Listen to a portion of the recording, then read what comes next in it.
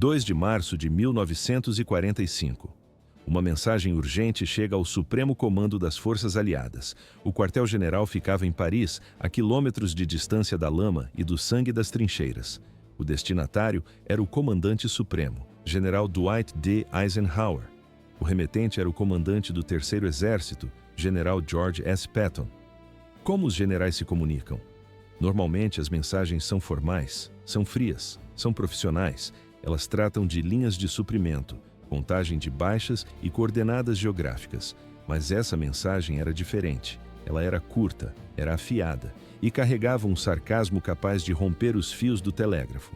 A mensagem dizia: "Tomei Trier com 2 divisões, você quer que eu a devolva?" Na filmagem da época, nota-se o silêncio nos corredores do comando. Quando os oficiais leram o texto, eles paralisaram. Alguns prenderam a respiração, outros soltaram risadas nervosas.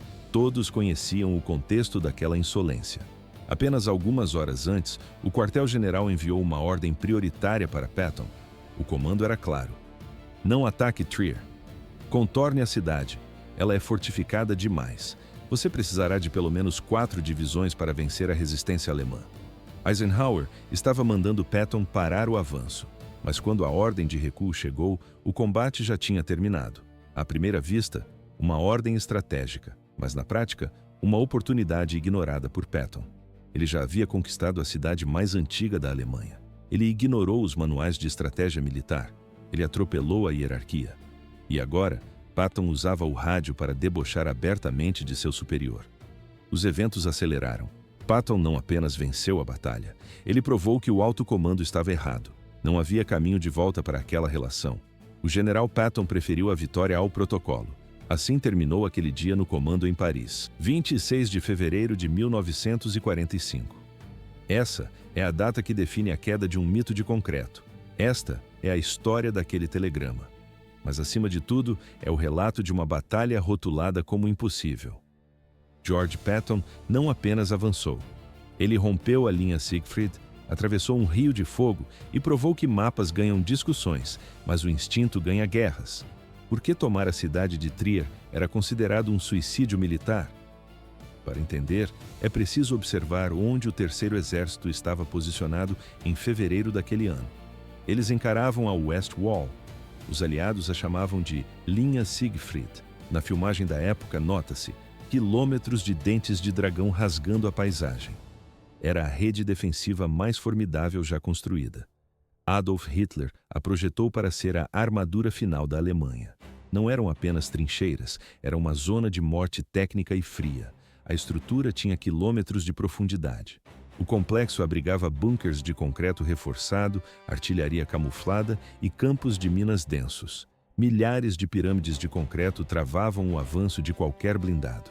Se um tanque tentasse passar, ele se tornava um alvo estático. O clima era um inimigo à parte. O frio era constante. O solo se transformou em uma sopa de lama congelada.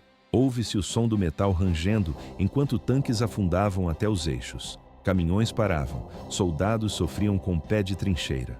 O moral estava no limite. À primeira vista, a barreira era intransponível, mas na prática, Patton viu uma falha. A maioria dos generais olhava para a linha Siegfried e paralisava. Eles pediam apoio aéreo, eles exigiam o estoque de milhões de granadas de artilharia. Eles buscavam a segurança absoluta antes do primeiro disparo. Mas Patton não operava com segurança. Ele percebeu algo que a inteligência aliada ignorava. No quadro, vê-se prisioneiros alemães exaustos e desnutridos. Patton sabia que a Wehrmacht estava quebrando. Ele entendia uma verdade brutal. Uma linha defensiva é apenas tão forte quanto os homens que a ocupam. E os alemães estavam cansados. A resistência era uma fachada de cimento pronta para desmoronar. Os eventos aceleraram. Patton não esperou ordens ou suprimentos extras. Ele ordenou o ataque imediato. Assim começou a manobra que desafiou o comando aliado. 20 de fevereiro de 1945. George Patton chamou o comandante do seu corpo de exército, o general Walton Walker. Walker era baixo, agressivo e de temperamento difícil. Patton gostava dele exatamente por isso. Ele o chamava de seu bulldog. Patton apontou para o mapa de operações. Seu dedo parou no triângulo entre os rios Sarre e Mosela. No topo dessa formação estava a cidade de Trier. Trier era um troféu estratégico. Fundada pelos romanos há 2000 anos, era a cidade mais antiga da Alemanha. Além do valor simbólico para o moral alemão, o local servia como o principal entroncamento rodoviário para as linhas de suprimento que seguiam para o rio Reno. Patton deu a ordem direta. Ele queria um buraco naquelas linhas e queria a captura imediata de Trier. Walker observou o mapa com atenção. O terreno era um cenário de horror tático. Colinas íngremes, florestas densas, fortificações de concreto cobrindo cada centímetro das estradas. Walker não questionou a dificuldade. Ele apenas perguntou quando deveria começar. Para romper a linha Siegfried, Patton enviou sua melhor unidade, a 10ª Divisão Blindada. Eles eram conhecidos como a Divisão Tiger. 19 de fevereiro. O ataque começou. Não houve manobra sutil ou estratégia de cerco. Foi um golpe de marreta. Os tanques americanos avançaram com os motores em rotação máxima. Eles colidiram contra os dentes de dragão, os obstáculos de concreto antitanque. Engenheiros de combate correram sob fogo pesado de metralhadoras. Eles carregavam explosivos para abrir brechas no concreto. O progresso era lento. O cenário era de sangue e metal. A artilharia alemã disparava do alto das colinas, corrigindo o alvo a cada segundo. Ao lado dos tanques, a 94ª Divisão de Infantaria limpava os bunkers. O método era brutal. Os soldados precisavam chegar perto o suficiente para lançar granadas pelas frestas de tiro. Em seguida, usavam lança-chamas para retirar os defensores de dentro das estruturas. Por 3 dias, a operação parecia paralisada. No quadro, vê-se apenas o caos, blindados atolados e infantaria sob fogo constante. A lama era o maior inimigo dos pneus e das esteiras. Se o solo estivesse um pouco mais sólido, o ritmo seria outro. Mas o solo era um pântano de degelo. A cada hora, o custo em vidas aumentava. Mas para Patton, o caminho para o Reno passava obrigatoriamente por aquelas ruínas. Não havia margem para recuo. –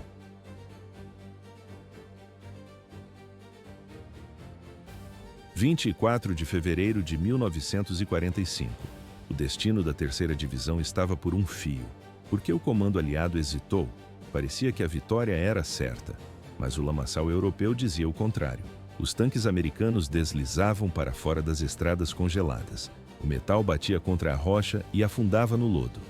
No quartel-general supremo, em Paris, o clima era de ansiedade pura. A equipe de Eisenhower observava as marcações no mapa. Eles viam a 3ª Divisão avançar apenas alguns centímetros por hora. A preocupação crescia. Os oficiais temiam que Patton estivesse atolado. Eles contavam as baixas pelo rádio. Ouve-se o som constante das máquinas de escrever. O comando começou a redigir planos para interromper a operação. Eles queriam desviar os recursos para o norte. O alvo era Montgomery. O general britânico preparava sua própria travessia do Reno e exigia todos os suprimentos disponíveis. Se Patton parasse, Eisenhower confiscaria seu combustível. Cada galão de gasolina seria entregue a Montgomery. Patton sabia disso. Ele sentia o relógio avançar. O general não lutava apenas contra os alemães, ele lutava contra a política do comando aliado. À primeira vista, uma operação militar, mas na prática, uma corrida contra os próprios aliados. Patton dirigiu até a linha de frente. No quadro, o general está de pé na lama.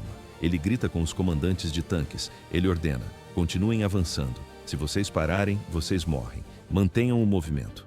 Não havia margem para erro. Então, a linha de defesa alemã rachou.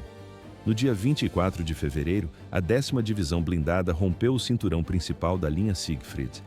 Os americanos finalmente alcançaram o campo aberto. O colapso da retaguarda alemã foi imediato. Os tanques Tiger começaram a recuar. Ouve-se o barulho das lagartas de aço em retirada rápida. Eles fugiam para o leste, em direção ao rio Saar e à cidade de Trier.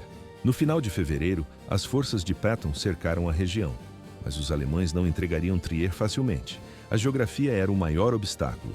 A cidade funcionava como uma fortaleza natural. Colinas cercavam o perímetro. O rio Mosela servia como um fosso profundo. O alto comando alemão emitiu uma ordem direta. Trier deveria ser defendida até o último homem. Os defensores inundaram os acessos à cidade. Eles transformaram as estradas em pântanos artificiais. Engenheiros alemães instalaram explosivos em cada ponte. Assim começou o cerco final. Quartel-general aliado. Os relatórios de inteligência eram sombrios. As estimativas indicavam que Trier estava protegida por milhares de soldados alemães. Canhões antitanque foram identificados em posições camufladas entre as ruínas romanas da cidade. Os planejadores do Chaef, o Comando Supremo das Forças Expedicionárias Aliadas, fizeram os cálculos. A doutrina militar era clara. Para capturar uma cidade fortificada, em combate urbano, casa por casa e rua por rua, era necessária uma vantagem de 3-1. O ideal seria 4-1. George Patton tinha apenas 2 divisões na área, a 10ª blindada e a 94ª de infantaria. Ele estava em desvantagem numérica. No melhor dos cenários, estava equilibrado contra um inimigo entrincheirado. O oficial de operações de Eisenhower deu o alerta. Por que arriscar um ataque direto? A resposta era o medo de um massacre. Patton está caminhando para uma armadilha, diziam os relatórios. Ele ficará preso em um moedor de carne nas ruas estreitas da cidade. À primeira vista, um objetivo estratégico, mas na prática, um potencial desastre. A recomendação era técnica: ignorar Trier, contornar a cidade, deixar que as forças de apoio resolvessem o problema mais tarde. Era uma decisão sensata e cautelosa. Eisenhower concordou com o plano. Uma mensagem oficial foi redigida. O documento seguiu pela cadeia de comando. A ordem era explícita: contorne Trier, não ataque, aguarde reforços. Mas a comunicação em 1945 não era instantânea. O processo era lento, as mensagens precisavam ser decodificadas. Depois, eram datilografadas em papel timbrado. Por fim, entregues a mensageiros em motocicletas que cruzavam estradas destruídas até a linha de frente. Enquanto a ordem fazia sua jornada lenta de Paris até o fronte, a situação mudava. Patton já estava em movimento. No mapa de operações, nota-se: as setas de avanço não param. Ele sentiu a hesitação vinda de cima. Ele sabia que o tempo era seu único aliado. Patton não esperou o papel chegar. Ele ordenou o avanço dos tanques antes que a burocracia pudesse pará-lo. Não havia margem para erro. Uma ordem de parada era iminente. Patton sabia disso. Ele decidiu agir antes que o comando superior o bloqueasse. A estratégia era simples: colocar Eisenhower diante de um fato consumado. Ele pegou o telefone e ligou para o general Walker. A ordem foi direta: tomem Trier agora. Façam isso hoje à noite, 1º de março. A 10ª Divisão Blindada estava posicionada no topo das colinas. Abaixo, a cidade de Trier permanecia em silêncio e escuridão. O comandante da operação tinha um problema técnico grave. Havia apenas uma entrada para as colinas de metal, as pontes. O rio Mosela isolava a cidade. Se os alemães detonassem as passagens, os tanques ficariam presos na margem oeste. Sem o apoio dos blindados, a infantaria seria dizimada ao tentar cruzar o rio em botes de borracha. Não havia margem para erro. Existiam 2 rotas principais, a Kaiserbrücke e a Hommerbrücke. Esta última era a ponte romana, uma obra de engenharia com 2000 anos de idade. Construída no ano 16 a.C., legiões romanas marcharam sobre ela. Cavaleiros medievais a atravessaram. Napoleão cruzou suas pedras. Agora, os tanques Sherman americanos avançavam em sua direção, mas os alemães conheciam o valor estratégico da estrutura. Eles não pretendiam entregá-la intacta. Engenheiros da Wehrmacht preencheram os arcos de pedra com toneladas de dinamite. Um oficial alemão permanecia de prontidão. Ele segurava o detonador. O plano americano era bruto e perigoso. Invadir a cidade sob o manto da escuridão total. Usar a velocidade máxima para paralisar os defensores pelo choque. O objetivo era capturar a ponte antes que o oficial alemão pudesse apertar o botão. O tenente-coronel Jack Richardson assumiu a liderança do ataque, 2h da manhã. O silêncio da noite foi quebrado pelo barulho metálico de dezenas de motores. Os americanos não avançaram com cautela. Eles aceleraram sem preparação de artilharia. Um ataque surpresa. Se houvesse bombardeio prévio, os alemães estariam alertas. Os tanques americanos simplesmente avançaram com tudo. As máquinas destruíram os bloqueios nas estradas da periferia. Eles desceram em alta velocidade pelas rotas sinuosas que levavam ao vale.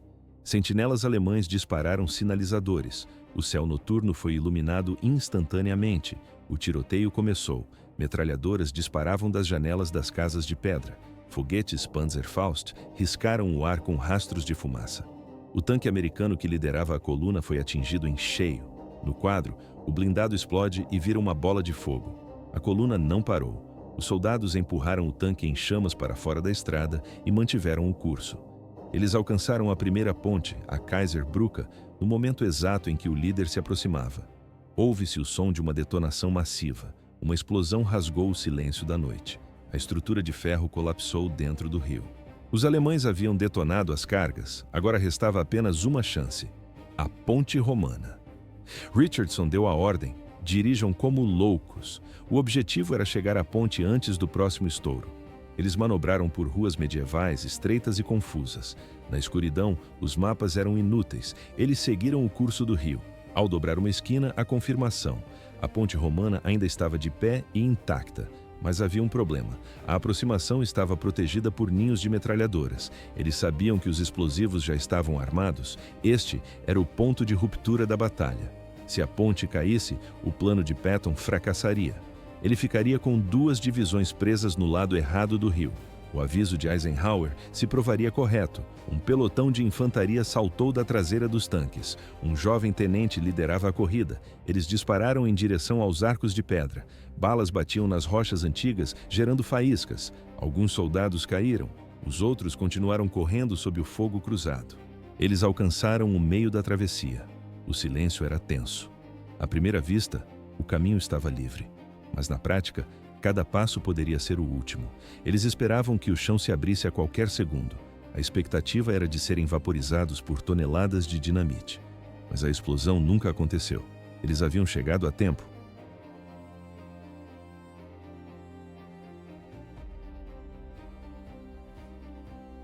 2 de março de 1945. O destino de uma cidade alemã foi decidido em segundos. Por que a ponte não explodiu? O comando alemão teve todas as oportunidades. Talvez o comandante tenha hesitado. Talvez uma bala perdida tenha cortado a fiação no momento crítico. Talvez o detonador tenha falhado. Mas a verdade foi mais simples. A velocidade do ataque americano foi esmagadora. Os alemães entraram em colapso. No vídeo da época, nota-se: soldados correm sem rumo sob o fogo de artilharia. O choque de ver americanos cruzando a ponte gerou um pânico generalizado. Os defensores não conseguiram reagir a tempo. Os americanos alcançaram o lado oposto da margem. Eles localizaram os cabos que levavam as cargas de demolição. Usaram facas e alicates para cortar tudo. Nas casas de guarda da ponte, houve combate corpo a corpo. Os americanos usaram baionetas para eliminar a resistência alemã. Um sinalizador subiu ao céu. A luz era verde. O sinal indicava que a ponte estava segura. Em poucos minutos, o cenário mudou. Tanques Sherman da 10ª Divisão Blindada começaram a avançar sobre as pedras romanas. O som era ensurdecedor. O ronco dos motores ecoava pelas paredes do vale, destruindo o moral de quem ainda tentava lutar. A resistência evaporou. Assim que os tanques entraram nos limites da cidade, a defesa alemã ruiu por completo. Soldados inimigos se entregavam em grandes grupos, largando as armas nas calçadas. Ao amanhecer, a cidade de Trier estava sob controle total. A bandeira americana foi hasteada no topo da Porta Nigra. Era o antigo portão romano, o símbolo máximo da cidade. Patton tinha conseguido o impossível. Ele capturou uma cidade-fortaleza e garantiu a travessia do rio Mosela. Ele fez tudo isso com baixas mínimas. Patton usou apenas 2 divisões. O comando aliado afirmava que seriam necessárias 4. Foi um golpe de mestre. Mais tarde, naquela mesma manhã, George Patton estava em seu quartel-general. O ambiente era de vitória. Ele fumava um charuto e revisava os relatórios que chegavam de Trier. Os números confirmavam o sucesso absoluto da operação, mas o clima mudou bruscamente. Um ajudante de ordens entrou na sala. O oficial estava visivelmente tenso. Ele segurava uma folha de papel com as mãos firmes. "General", disse o ajudante, "uma mensagem do quartel-general supremo. É do general Eisenhower." Patton parou de fumar. O silêncio tomou a sala. A ordem que estava naquele papel mudaria tudo.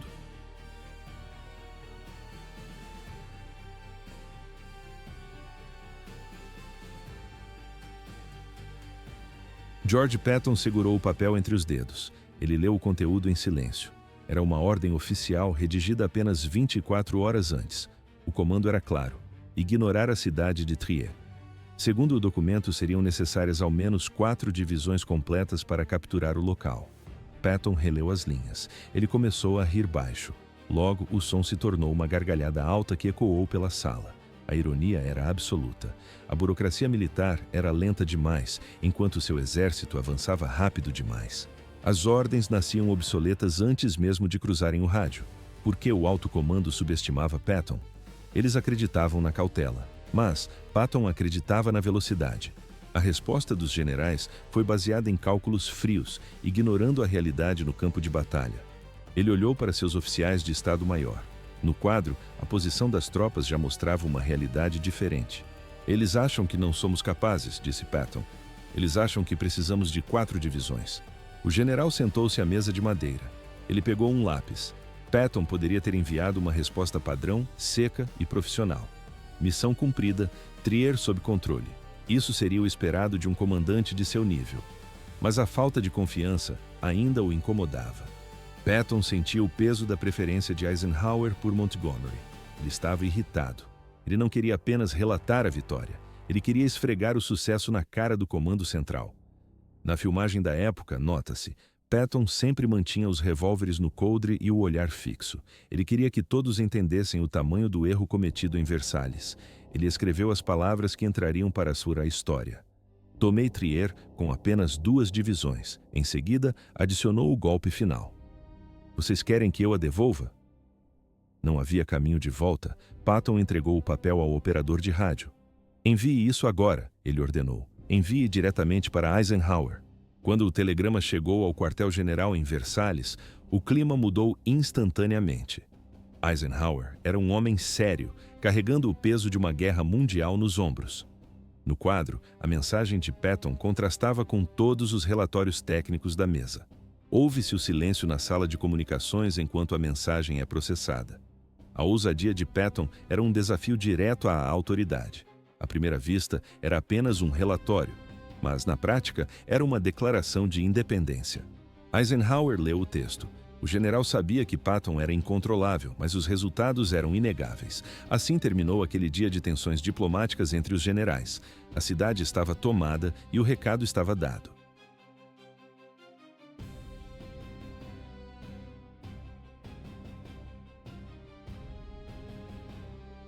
Nem mesmo ele conseguiu segurar o riso. Era George Patton em sua essência, arrogante, insubordinado e inegavelmente brilhante. Eisenhower entendeu o recado imediatamente. Ele sabia que punir Patton era impossível. Ninguém castiga um general por entregar uma vitória estratégica antes do prazo e gastando menos recursos que o planejado. A captura de Trier mudou o mapa do conflito. A cidade era o portão de entrada para o Reno. A queda da região acelerou o fim da guerra em várias semanas. Eisenhower dobrou o telegrama e o guardou no bolso do uniforme. Ele ignorou a pergunta sarcástica de Patton sobre devolver a cidade. Não houve resposta irônica. O comandante apenas redigiu uma nova ordem. Parabéns, continue avançando. O impacto da mensagem foi imediato. Um choque percorreu o alto comando aliado. Os críticos foram forçados ao silêncio. O método Patton estava provado. Velocidade, violência e desprezo total pelos manuais. A abordagem britânica, cautelosa e metódica, parecia lenta demais diante da agressividade do Terceiro Exército. Por que Patton arriscou tanto? A resposta era simples. Ele sabia que a hesitação custava vidas. Para os soldados na linha de frente, o telegrama virou um mito. A história circulava nos refeitórios e nos buracos das trincheiras. Os homens sussurravam uns aos outros. Você ouviu o que o velho disse para Eisenhower? Aquilo gerou um orgulho brutal. Eles não eram apenas soldados. Sentiam-se parte de um exército de renegados capaz de realizar o impossível. No vídeo da época, observa-se. As tropas avançam rápido sobre o entulho. Trier é frequentemente esquecida diante de nomes como a Batalha das Ardenas. Mas o cerco da cidade resume a genialidade de Patton. Na guerra, o tempo é a única moeda que importa. Esperar por 4 divisões extras daria fôlego aos alemães. Os nazistas reforçariam as defesas. Trier se transformaria em uma nova Stalingrado. Patton atacou com menos e conquistou mais. Ele não deu tempo para o inimigo respirar. Quer que eu a devolva? Essa frase continua sendo uma das maiores da história militar. Foi um aviso direto aos políticos e planejadores em Washington. Enquanto eles debatiam o que era viável, os guerreiros já haviam executado a tarefa. Naquele dia, Patton não capturou apenas uma cidade. Ele demonstrou a essência da vitória, a audácia pura. Assim terminou o episódio de Trier. O exército continuou a marcha para o coração da Alemanha.